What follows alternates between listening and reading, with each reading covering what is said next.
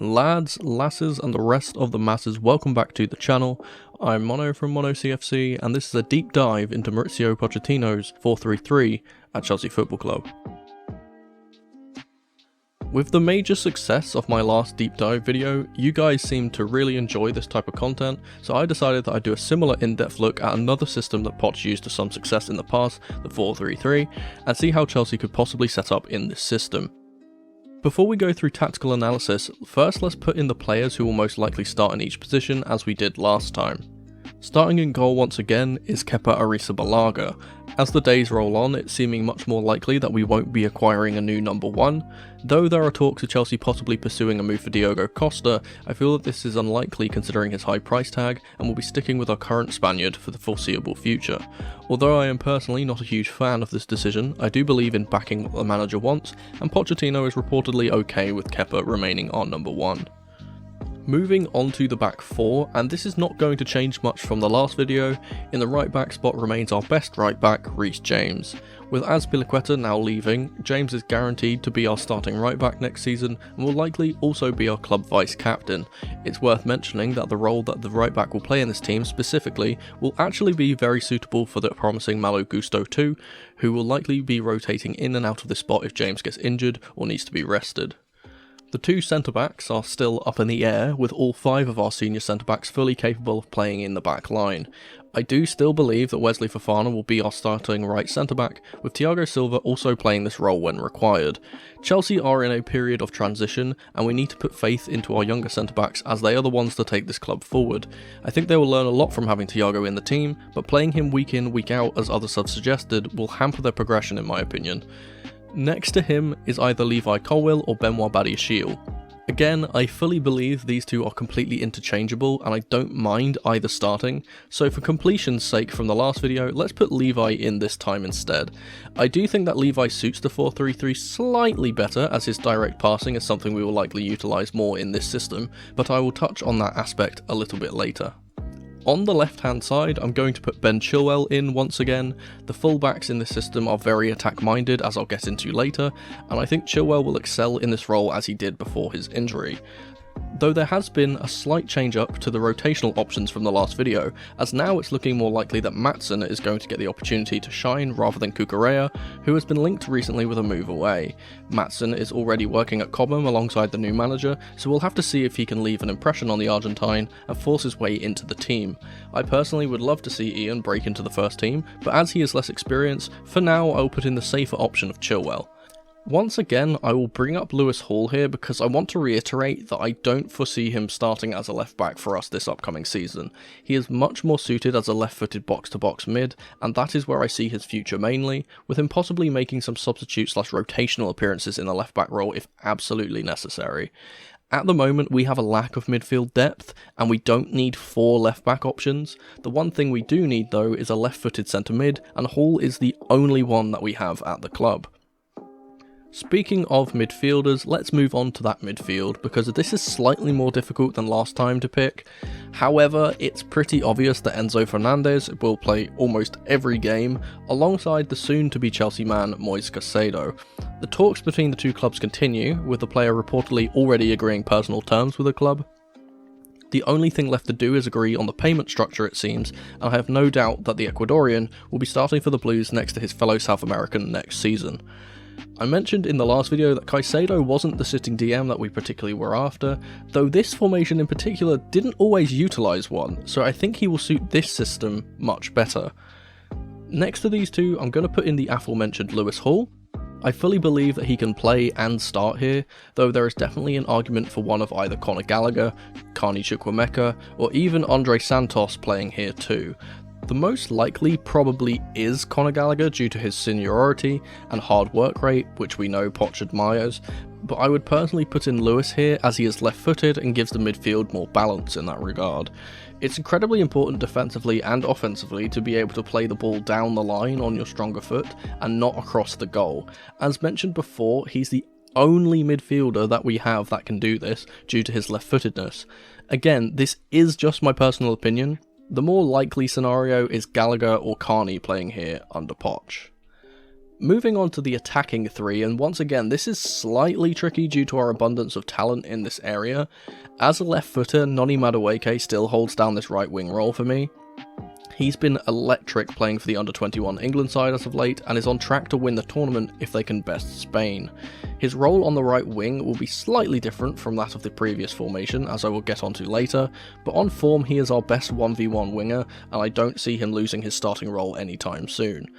Opposite him on the left, I'm going to be putting in Christopher Nkunku. Though he works best as a second striker or central attacking player, his playstyle will suit this role better than Mudryk or Sterling in my opinion, and I do believe that in general, he is a guaranteed starter no matter what system we play. There is an argument to be made for him starting as the striker here with Mudryk or Sterling on the left, but as we talk more about this role here on the left, I believe he is best suited to it out of the three of them. And lastly, in the middle is the new striker on the block for Chelsea, Nicholas Jackson. I think he will be competing with Armando Broja for the starting spot, if things stay the same and Chelsea don't bring in a more established striker, that is. But as Broja is only just coming back from such a bad injury, I'd prefer to see Jackson play here, at least for the start of the season. I think either of these two can play here, as they have very similar profiles. They're both strong, able to hold the ball up or run into the channels, pacey and good finishers, but I would hate to see a promising young talent like Armando re-injure himself and potentially ruin a world-class career when we could just be patient with him until he's back to his best. The only other striker we have is David Datro Fofana, but as I've mentioned in previous videos, the Ivorian is looking likely to exit on loan this season, with Chelsea's new sister club RC Strasbourg the likely destination for him. Alright, so that's who we'll play, but let's look at how we will play. But before we do, I'd like to ask you to please subscribe to the channel. Still around 94% of the people that watch my videos aren't subscribed, so what are you waiting for? Hit that sub button. I'll be mostly comparing us to the way that the 2021-22 Paris Saint-Germain squad played, as this is the team that Mauricio Pochettino used the 4-3-3 in most recently, and had a modicum of success with. Though that team changed formations often, he mainly used this formation in the Champions League, and I think it was personally the strongest setup with that team, and will give us a better view into how it could function for Chelsea. Obviously the two teams are different and the personnel at Chelsea aren't the established players like Messi and Neymar, but I do still believe Poch can utilise this setup if he feels like he needs to. So how does this team set up? Firstly, once again, like Poch's Tottenham team, this PSG team used its fullbacks more like wingbacks, with Nuno Mendes and Achraf Hakimi playing incredibly high up the pitch for the majority of the time. Similarly to that system, at the start of the attacking phase, the team would transition into more of a 3-4-3 or even a more advanced 3-2-4-1. Again, this really suits Chelsea as the majority of our fullbacks are more offensively minded, James, Maatsen and Chilwell for example, or play best when used as wingbacks rather than traditional fullbacks. Once again, this would mean that one of the midfielders ahead of the defence would drop, but this time it wasn't particularly for defensive cover, it was more for playing the ball out from the back. As there are two other midfielders in the centre, unlike the 4-2-3-1, the centre-backs already have enough cover if need be. Instead of a more centre-back like DM, this would usually be done by the excellent Italian Marco Verratti. Though Verratti would drop deep to collect the ball from either Keylor Navas or Donnarumma, a lot of the time he would also end up being the furthest up the pitch of the three midfielders, creating chances with direct passes from outside the box, or recycling the ball to the wide areas against low blocks. It's important to note that this PSG team had a lot of fluidity, especially in the midfield and attacking areas, and players would be given the freedom to roam across the line and interchange. They would also mix and match these three midfielders depending on the opponent. Sometimes this role would be occupied by a more traditional DM like Danilo Pereira for example, but the main principles of these three midfielders were usually the same regardless. For the majority of the time they used Marco Verratti, Idrissa Gana Gueye and Ander Herrera, one technical playmaker, one high energy ball winner and one pure box to box mid. Whoever came into the midfield would likely slot into one of these three roles. With this slight reshuffle in the midfield, one of either the wide attacking two behind the main striker would cut inside from the wide areas and drop deeper in order to collect the ball more centrally, and allow the fullbacks to overlap. This movement would also sometimes create a diamond in the midfield and allow for more intricate passing through the middle, creating a 4v3 in the middle against most midfields. They'd start out wide, preventing the fullbacks from pressing up higher, then lose their markers and create overloads in the centre, or on the wings with the fullback and winger against the lone isolated fullback. More often than not, this would be done by Lionel Messi dropping into that space, or with Neymar/Julian Draxler on the opposite side. As mentioned earlier, they were incredibly fluid and would swap around a lot in order to try and fashion chances. The play in the final third was snappy, quick 1-2 touch football with direct passes behind the lines. This is a common tactic used by Pochettino, risky but effective. Of course, they were supplemented by one of the world's best strikers in Kylian Mbappe, who would roam the final third and drift all over the place, mainly ending up running in behind through the centre, or taking on a fullback off of the left wing. So who would perform these roles for Chelsea? Well, it's pretty straightforward unlike last time. For the three midfielders, Enzo would play in the Verratti role, almost like a central 8, starting the attacks from the back but also creating chances further up the pitch. Either side of him would be Caicedo, who can play in that ball-winning Idrissa Gueye role, and Hall, who's more of a pure box-to-box midfielder, can play in the Ander Herrera role. Likewise, Carney or Gallagher can play in this role if not Hall. These three would all supplement each other and cover each other's positions when one decides to go further forward or steps out to press. For the players further forward, Nkunku and Noni can both operate slightly deeper. Coming into their stronger foot more centrally suits the both of them. Nkunku would probably be the one that drops into the central role in the midfield diamond more often, similarly to how Messi did more often than Neymar/Draxler for PSG. I think both of these two are great with their backs to goal, can both make runs in behind as well as link up with a striker, and are dangerous enough on their own that they allow space for James/Chilwell to get forward on the outside of them. Jackson can be that link-up striker and can definitely run in behind or into the channels.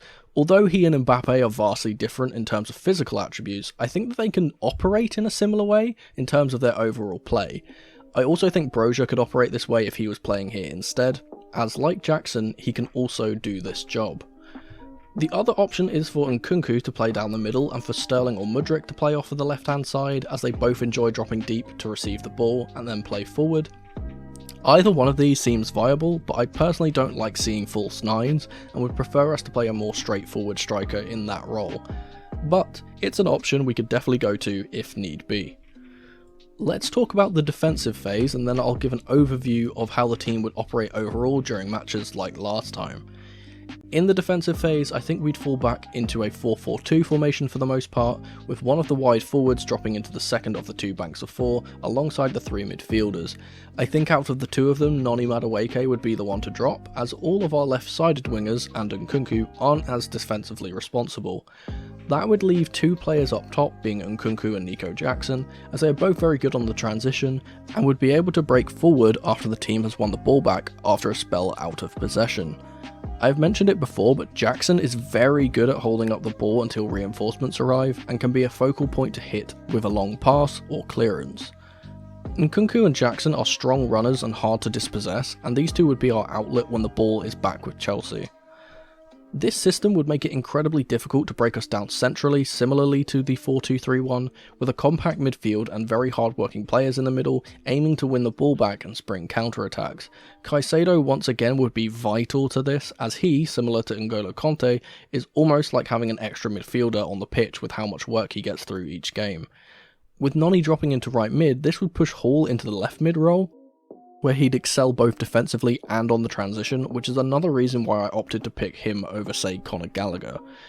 Passing through this low block would be difficult for most teams, limiting them to try and go around the outside, and though this PSG team was quite suspect at defending crosses into the box and wide areas, in fact it was basically the main reason they got beaten by Real Madrid in the UCL second leg, I think this won't be as much of an issue for Chelsea because we have very aerially dominant centre-backs in Badiashile, Levi and Fofana. In contrast, the main two centre-backs PSG used, Marquinhos and Kimpembe, are both around the 6-foot mark, which isn't the tallest pairing in the world to say the least. I do worry that with Kepa in goal that these could be a problem if they are right on top of him, but hopefully the centre-backs can cut out most of them so he doesn't have to try and come and claim it. Another thing to note is that against teams that attacked with a 5, this PSG team did something fairly interesting.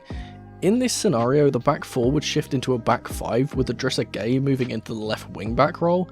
They famously did this when they won 2-0 against Man City in the Champions League. I think that if Chelsea were to do this it would work well, as Lewis Hall would be able to slot into that left wing back role seamlessly, leaving the other 3 midfielders to cover the centre. Finally, let's look at how the team would actually operate in-game and what the general playstyle would be in my opinion. Once again, I believe that most, if not all of our attacks will start with Enzo Fernandez in the centre. Against teams that like to press higher and try and win the ball early, I expect Enzo to drop deep as the centre-backs push out wider, collecting the ball to then play out from the back. We would try to manoeuvre around the pressure in order to play through the middle with that midfield diamond shape that I mentioned earlier, or the other option for Enzo would be to look to play the ball out wide to either centre-back. A lot of the time in the PSG team, the ball went out to Prisnel Kimpembe for example, who would then look to find his fullback up high or pierce a direct ball into one of the wide front men. This would very much suit the previously mentioned Levi Colwill, who is excellent at these types of penetrative long balls. I think that with a lot of Premier League teams adopting the inverted fullback style, this would open up spaces for those wide men, and these types of passes would be a better option than trying to play it through the crowded midfield. However, against teams that don't press, I think the focus would be more on Enzo himself trying to unlock the defence, whether this be with direct balls into the wide men, through balls in behind for the on-running striker, or switches of play to either fullback. I think there will be a lot of options for him to try, and with zero pressure on him, he would thrive. Once again, I think a large portion of our chances that we would create would come from out wide initially, with long diagonal balls to either fullback being the key to creating space, and dragging out defenders to open up the central areas. Pochettino's teams like to take chances and play fast, so I expect a lot of early crosses into the box, or quick passages of intricate passes around the edge of the area. The combination of Nkunku, Noni and Jackson would likely free roam as discussed before, popping the ball around fast with support from the 3 midfielders until the opportunity to spring a direct ball arises. One thing that was particularly deadly about the PSG team was their ability to break quickly and counter-attack efficiently. After winning the ball on the edge of the box or middle of the pitch, the forwards would rapidly spring into action with Mbappe leading the charge. The Blues have struggled at making many goals from counter-attacks this last season, and we can hope to see that change with the new attacking talent present. I think it's worth mentioning that Caicedo in the middle winning the ball back will be a vital feature of this team and its success, as him doing this would allow for more of those transitional opportunities to happen. But it's worth noting that as well as being good on the counter, this formation does sometimes fall victim to counters as well. With the large commitment of bodies up the field with the fullbacks pushing high, there is always the threat of opposing teams breaking on us when the defensive numbers are lower. Though with the excellent defence that we have and the 2 box-to-box midfielders tracking back, I hope that this would be more of a PSG issue than a system one. Overall, I personally like this system and think that it's definitely an option that Mauricio Pochettino could use for Chelsea to great effect. We'll have to see what system he chooses to use in pre-season, and then maybe we'll get a better insight into the type of football that we'll be playing throughout the 2023-24 season. But that was just my deep dive into Mauricio Pochettino's 4-3-3 tactics for next season. Thanks ever so much for watching. Let me know how you think we will play under Pochettino in the comments section below, and if you'd be so kind, subscribe to the channel and leave the video a like if you enjoyed. Don't forget to tap the notification bell so you never miss a video from me, or check out some of the other videos on the channel on screen right now. I've been Mono from MonoCFC, and remember, in the rain or in the dry, keep that blue flag flying high. Come on you Blues!